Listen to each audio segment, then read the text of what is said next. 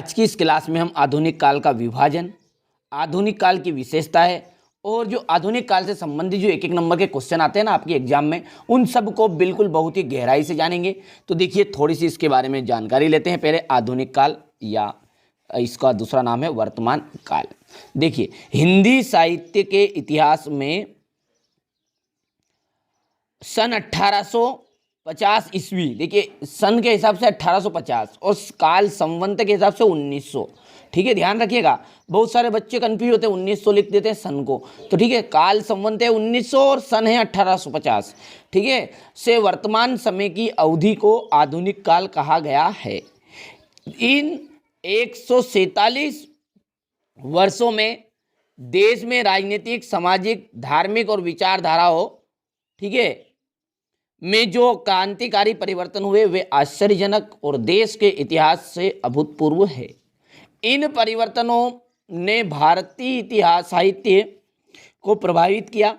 पहली बार आधुनिकता का समावेश हुआ और हिंदी साहित्य का विश्व साहित्य के साथ तारतम्य स्थापित हुआ।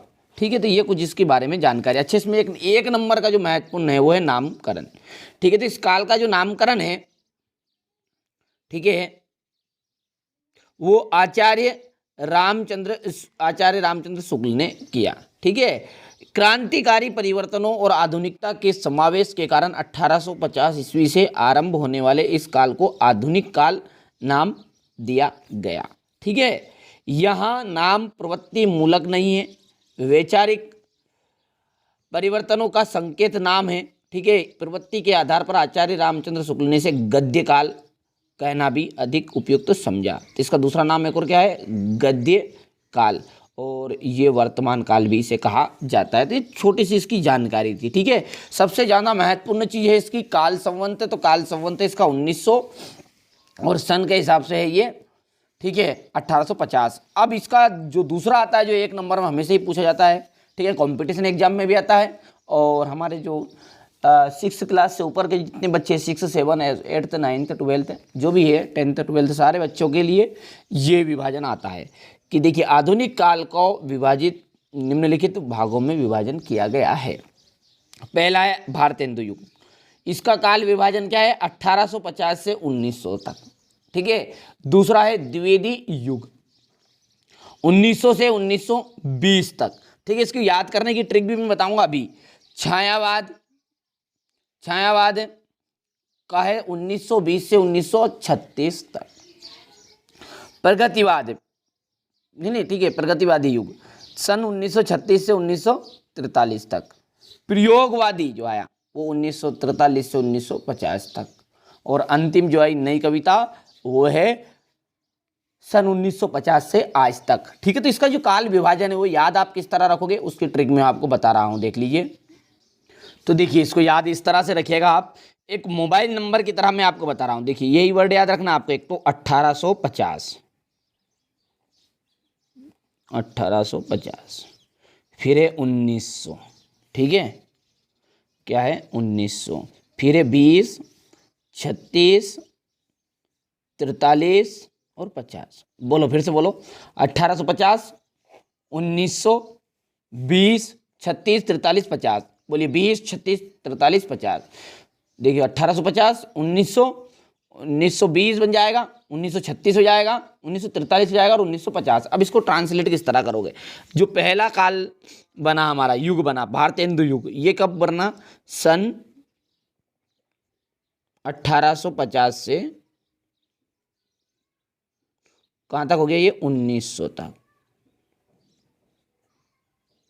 से भी लिख सकते हैं या इन लिख सकते हैं। दूसरा जो हमारा है वो कब बन जाएगा, अब 1900 से शुरू कर दो, 1900 से 1920 तक। ठीक है, फिर 20 के बाद में क्या जाएगा, 36, तो 1920 से 1936 तक।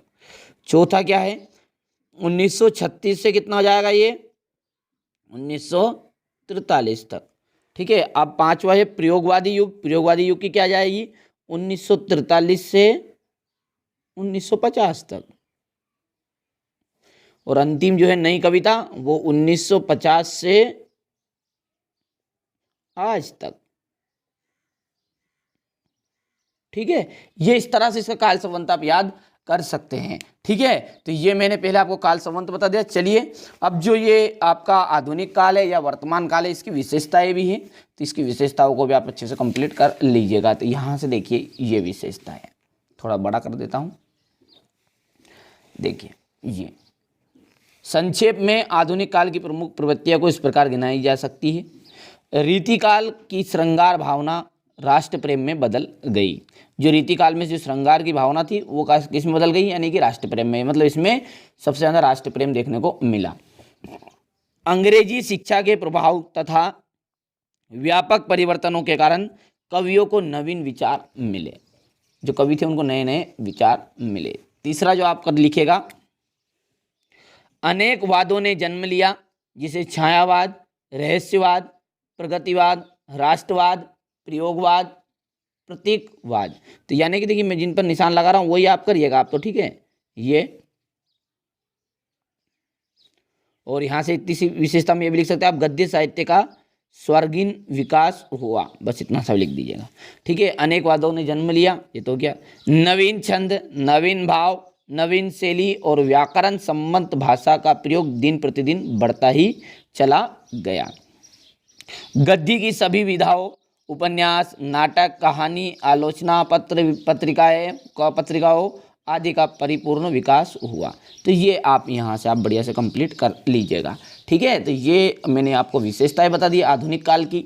ठीक है, इसके बारे में विभाजन बता दिया। इनमें से आपका हमेशा हर साल पूछा ही जाता रहता है। चलिए तो मिलते हैं अगले वीडियो में, और अगले वीडियो में हम इसके जो सारे हैं भारत हिंदू युग है उसके बारे में डिटेल जानेंगे, फिर प्रगतिवाद के बारे में जानेंगे, द्विदिक, सब A to Z सारी चीज़ जो 6 हैं, इन 6 के बारे में हम जानने वाले हैं। चैनल पर पहली बार तो सब्सक्राइब जरूर कर लीजिएगा, नोटिफिकेशन ऑन, ताकि आने वाले वीडियो आप तक पहुँच सके।